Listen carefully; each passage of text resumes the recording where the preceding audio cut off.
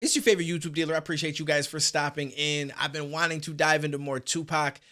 I want to be able to go into all sorts of his music and just have conversations around the lyrics because I feel like there's so much content around what he says and so many discussions that can be had. And I've just not had a chance to really dive in. And I would love to do that with you guys. So if you guys do enjoy these videos and want to see more, smash that like button. If you're new here, subscribe, comment down below. Request what else you guys would like to see as far as from Tupac songs and stuff like that, and things that you feel like would bring about a pretty good discussion.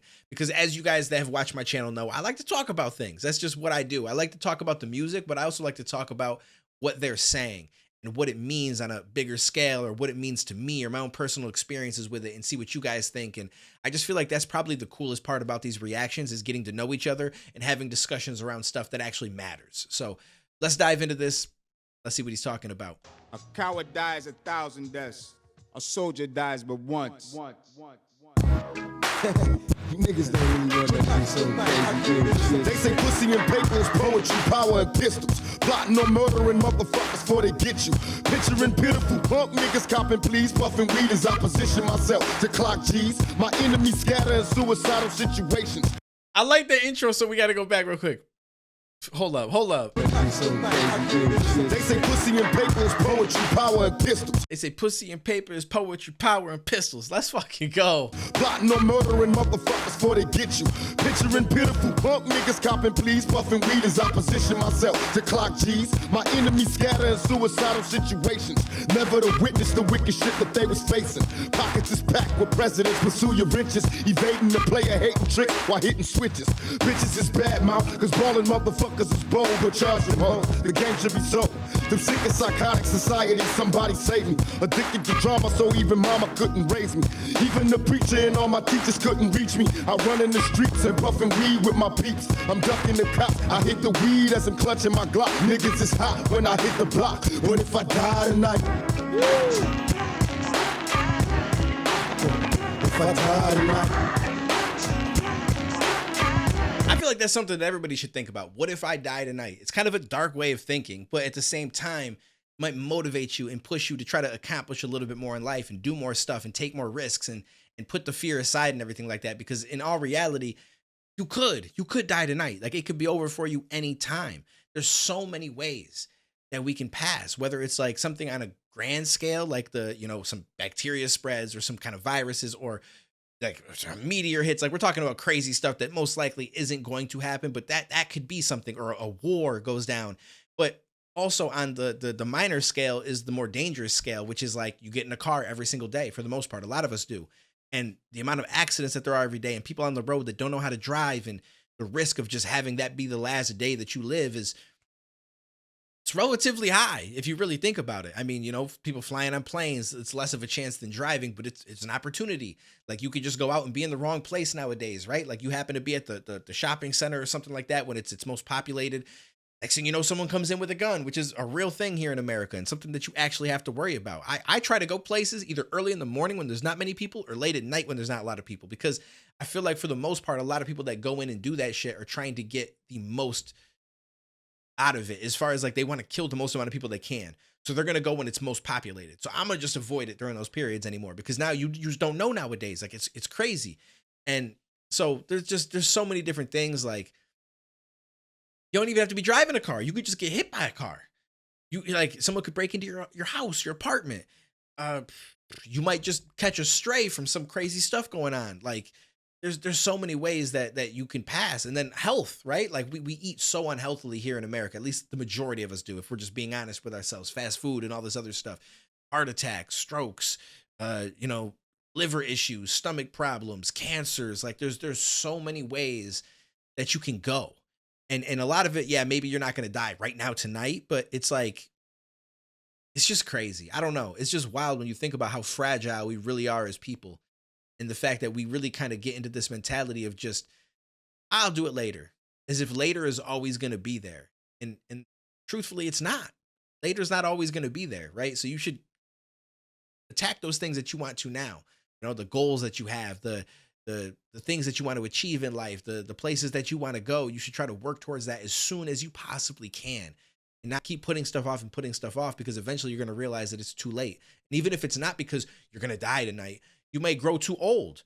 And then you're like, well, shit, I look back at my life and I'm disappointed with the way that I lived it. I'm disappointed that I didn't achieve certain things, that I didn't push for some of my goals, that I you know, like I waited until now and now it's too late, right? So there's so many different ways of looking at that. If I die tonight, if I die tonight. These are the conversations I like having. Polish your pistols, prepare for battle, pass the pump. When I get to poppin', niggas is dropping, then they done.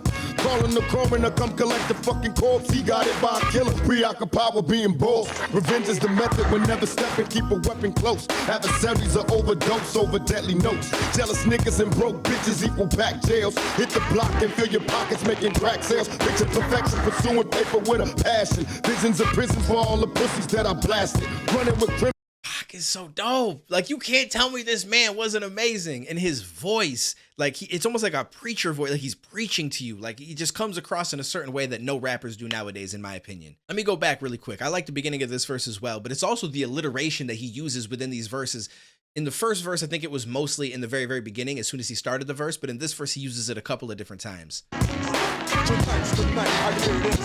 Polish your pistols, prepare for battle, pass the pump. Polishing pistols, prepare for battle, past the pump. Like, stop it. Stop it. When I get to poppin', niggas is dropping, then they done.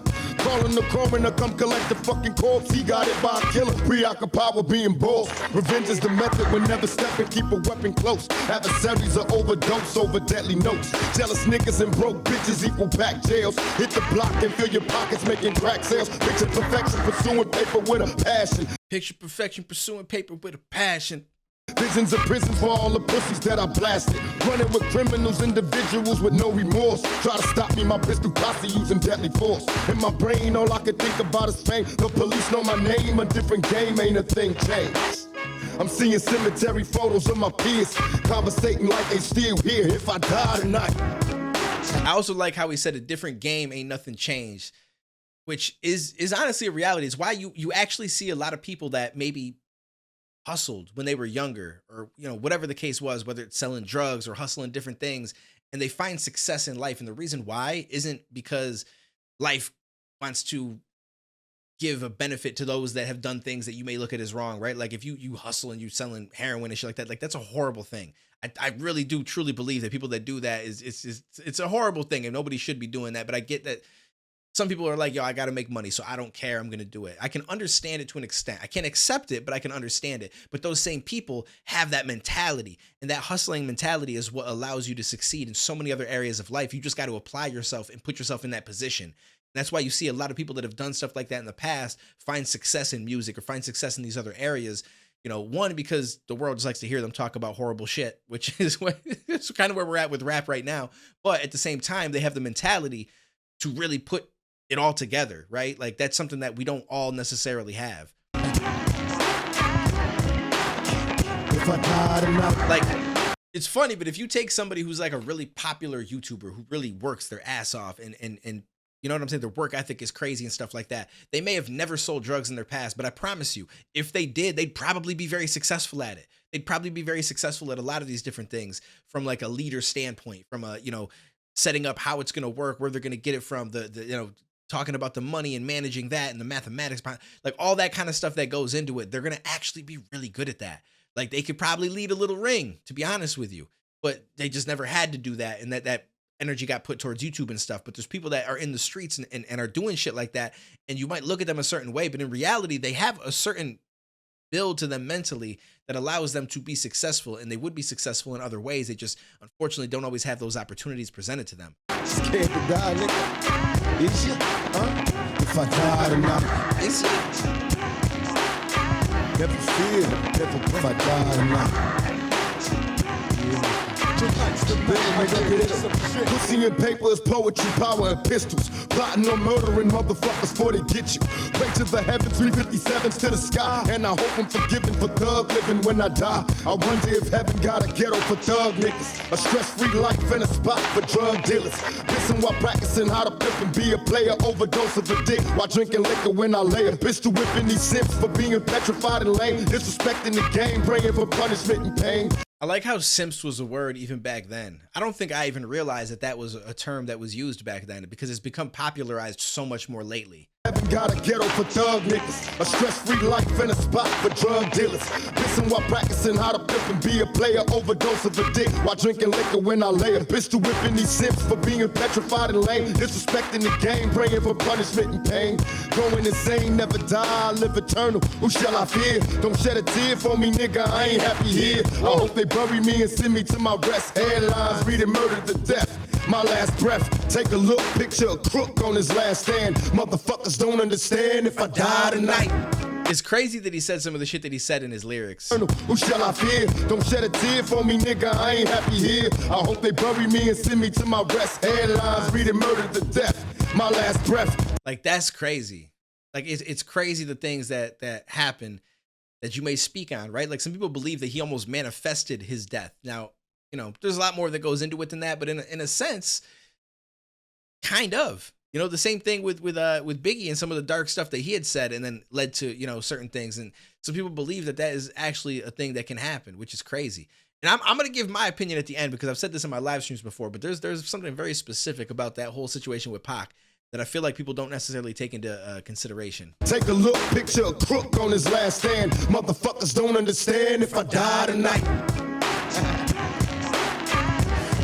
Nigga, if I die tonight. No fear, nigga. Never worry. If I die tonight. Bury me a motherfucking G. Closed casket, fucking better if I die tonight. You know.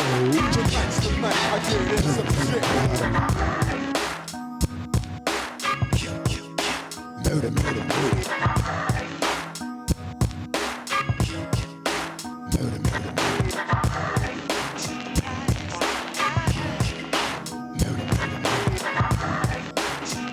So the whole situation with Pac and how he passed and got shot in that car with Suge, there's one thing that I've always felt, and I don't think that it really gets talked about all that much, but it's based on something that Suge Knight had said when he made a comment that, you know, when the shooting started to happen, or was, you know, it was just starting, Pac tried to climb into the back seat to try to avoid getting shot in hopes that maybe he would be able to escape it in the back seat.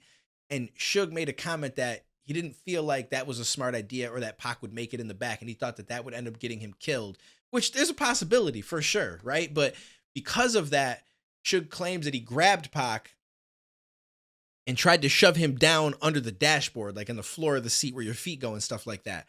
And that may be true, but I can't help when I hear him say that, I'm like, I don't know that I buy it, right? Because when you think about it, they're shooting at the car, right? So just imagine like you're shooting straight ahead at a car door, window, whatever it is, right?